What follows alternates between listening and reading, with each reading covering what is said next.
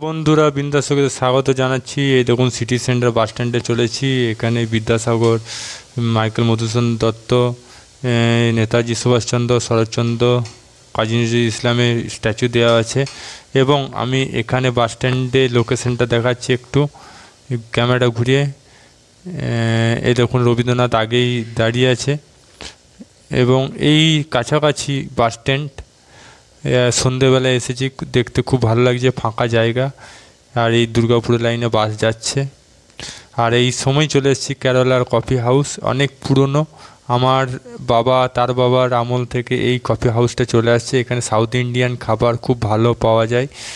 আর এই সময় ফাঁকা থাকে, সকাল থেকে দুপুর পর্যন্ত এই জায়গায় ভিড় থাকে, কারণ এখানে অনেক কাছাকাছি আদালতে অফিস আছে, স্কুল কলেজে আছে, তাই এখানে প্রচণ্ড ভিড় হয়। এখানে মেনু তালিকা দেওয়া আছে, সব 100 টাকা 50 টাকার বাজেটের মধ্যে আছে, কম টাকার মধ্যে আছে, একদম পুরো বাজেটের মধ্যে।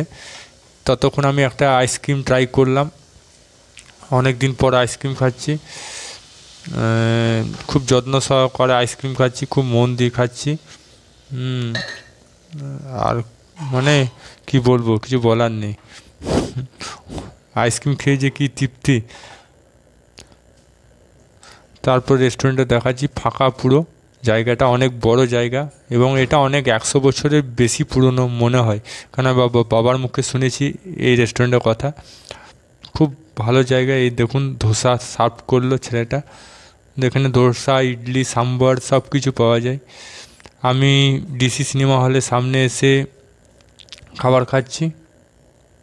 এই দেখুন, পাপড়ি চাট খাচ্ছি, এবং পাপড়ি চাটটা খুবই সুন্দর, টক মিষ্টি দেওয়া। আর এখানে একটা স্পেশালিস্ট আছে দুর্গাপুরে, এখানে ঘুগনি দেওয়া হয়। অন্য কোথাও পাপড়ি চাটে ঘুগনি দেওয়া হয় না, সস বেশি দেওয়া হয়, কিন্তু এখানে ঘুগনি দেওয়া আছে, এটাই স্পেশালিস্ট।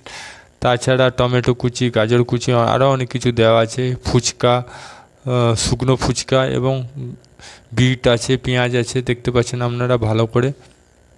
খুবই ভালো খেতে। আমি তো খুব চেটেপুটেই খেলাম। এবার আমরা চলে আসছি ভূতের রাজা দিলবর রেস্টুরেন্টে। আমারও খুব দেখার ইচ্ছে ছিল দুর্গাপুরে কোথায়, দেখতে দেখতে পেয়ে গেলাম ভূতের রাজা দিলবর। রেস্টুরেন্টটা একটু বড় আছে। আর দেখুন, ভূতের রাজা দিলবরের ভূতগুলো দেয়ালের উপরে বসে আছে। এখানে দুটো আছে, একটা চাইনিজের জন্য আলাদা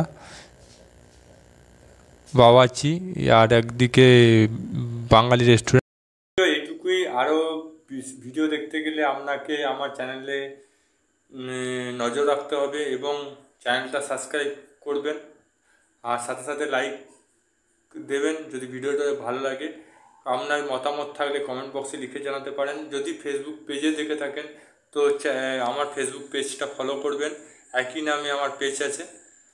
আবার নিত্য নতুন ভিডিও নিয়ে চলে আসবো, নতুন ভ্রমণ ভিডিও বা খাদ্য ভিডিও বা সামাজিক ক্রিয়াকলাপ নিয়ে ভিডিও আনবো, travel blog, food blog and lifestyle blog, নিত্য নতুন লেটেস্ট ভিডিও নিয়ে আসবো।